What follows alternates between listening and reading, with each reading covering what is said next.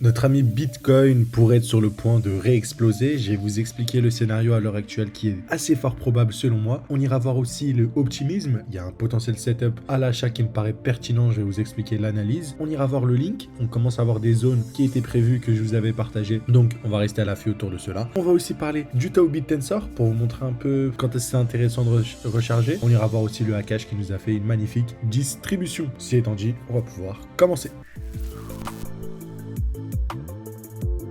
Comme d'habitude, on va commencer par notre ami Bitcoin. Qu'est-ce qui se passe sur Bitcoin? Bon, on a parlé de la distribution. La tiers, selon moi, avait été liquidée, mais ça, c'est quand je regardais le graphique des perpétuels. Ici, sur le graphique BTC USDT, ok, on a un magnifique cluster de liquidité, un magnifique support. Donc, on sait très bien que ici, il y a beaucoup de gens qui ont long et du coup, il va y avoir beaucoup de liquidité, beaucoup d'ordre. Et ça va être intéressant parce qu'on a aussi une demand en dessous. Disons qu'on veut aller plus haut. En fait, simplement avec la libération de tout ça, on pourrait avoir assez de patates pour aller plus au-dessus. En fait, il y aurait assez de contrepartie pour que la smart money puisse se positionner et emmener le prix plus haut. Ce qui serait cool, c'est qu'on comble la FVG et même mieux, qu'on puisse même revenir dans la demand. Ce que je ferais pour confirmer tout cela, c'est que je regarderai un changement de structure. Du coup, peut-être qu'on aura un truc qui... Voilà. Dès que j'ai une cassure d'un high qui monte une reprise d'un momentum bullish, comme ici, là, à ce moment-là, ça pourrait être intéressant. Mais du coup, là, ça va mettre un peu le rythme sur un peu tout ce que je fais. Pour l'instant, j'ai besoin que BTC purge, en fait. J'ai vraiment besoin que BTC purge ces zones-là pour me dire, bon, on va pouvoir aller plus haut, BTC va aller plus haut, les alts aussi pour aller plus haut. Est-ce que je vends certaines alts? Non. Pour le coup, non, il n'y a pas, pour moi, non. Mais ce que je sais, c'est que j'ai des stablecoins de côté et je suis prêt à recharger en cas,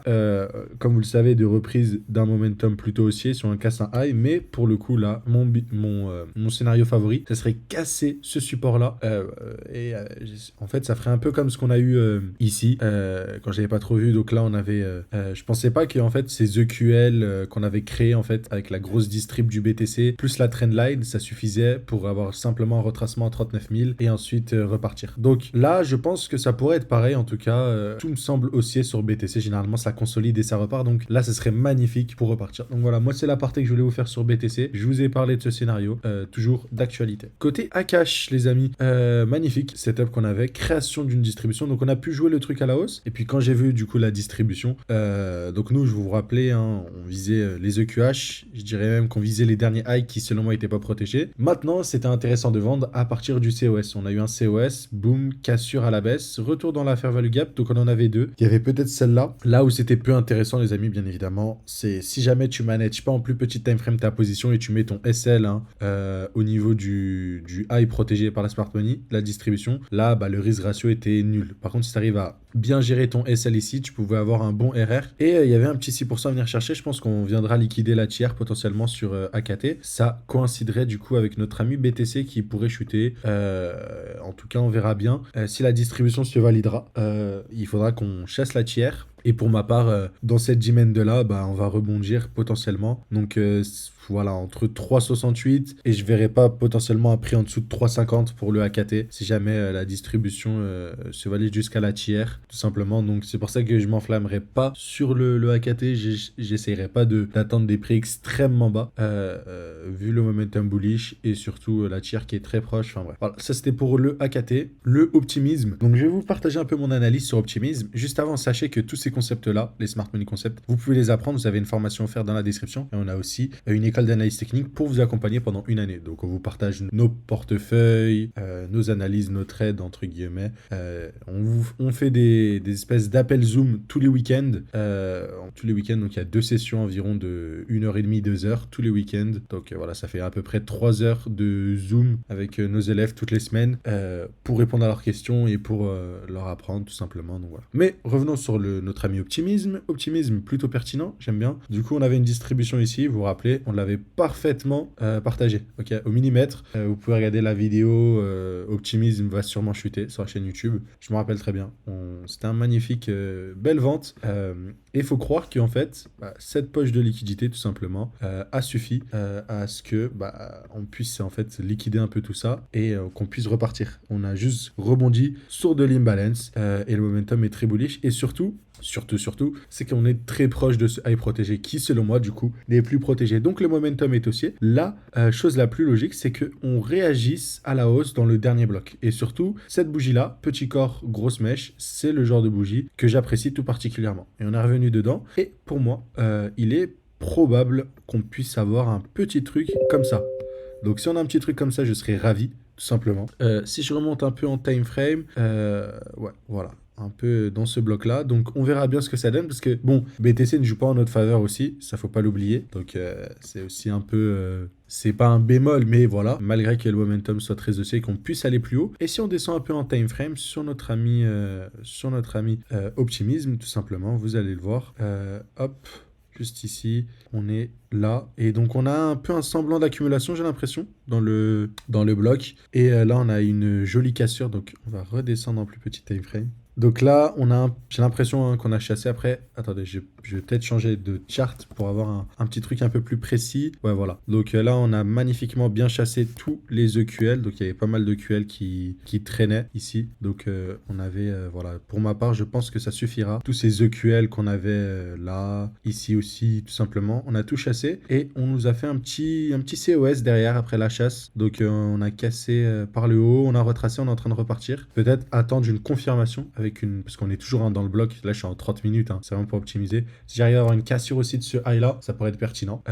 Mais moi, ce que j'aime beaucoup, c'est du coup que, bon, on peut viser haut et on a même un premier objectif, tout simplement, ici. Ces EQH, pour moi, on viendra les liquider aussi. Donc là où vous voyez, la position peut être bien ajustée si on pense que ce lot-là est tout simplement protégé après l'explosion et qu'on vise au moins juste les EQH. Voilà, le RR est déjà de 2,52. Si on remonte du coup en plus haut de time frame, si on cherche à pas manage la position de manière aussi méticuleuse, derrière on a les 4,20 à venir chercher potentiellement. Et si on regarde même en plus grosse time frame, si on veut chercher l'ATH, ok, ouais, c'est ça, c'est l'ATH du optimisme, du coup le high qui n'est plus protégé, si on veut continuer la tendance un peu, sachant qu'il doit y avoir beaucoup de stop loss qui se cachent derrière ça, donc les gens ont du short à fond. Voilà, là on a un RR de 8 même à potentiellement venir chercher. Je dirais que même le stop loss, si tu l'ajustes ici, ça pourrait être pertinent. Et ouais, là ça vient de me sauter aux yeux d'ailleurs, les petits œufs, est-ce que c'est des EQL? Ouais, c'est presque des EQL.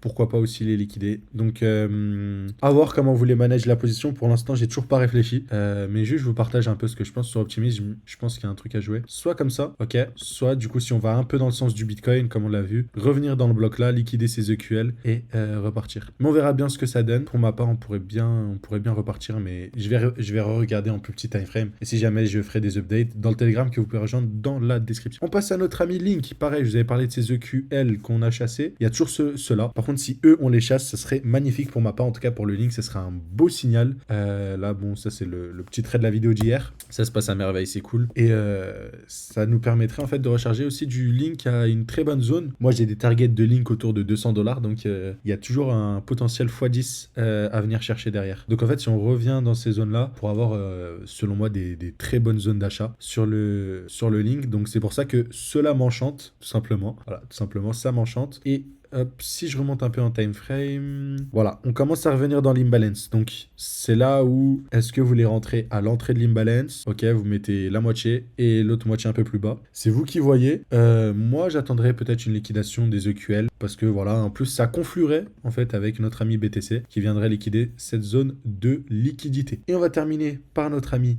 Tao BitTensor et on va voir tout de suite la charte. Vous vous rappelez, il semblerait qu'on a le début d'un retracement, c'est magnifique, tous les retracements sont faits pour être rachetés. On n'oublie pas les 0,5 de Fibonacci qui se trouvent autour des 440$, tout simplement. Donc si on regarde bien notre Fibonacci, hop, la règle de l'overextension, donc on regarde environ comme ça, hop, 0,5, donc en weekly on avait une overextension. On va regarder, hop, ici, est-ce qu'on avait... Bon, on n'avait pas de semblant de distrib, par contre ce qu'on a, ok, sur notre ami Tao, c'est beaucoup de poches de liquidité, ok. Donc là, si je vous montre bien, ici on a des EQL en vert. En vert ici aussi, on a des EQL, donc c'est nickel.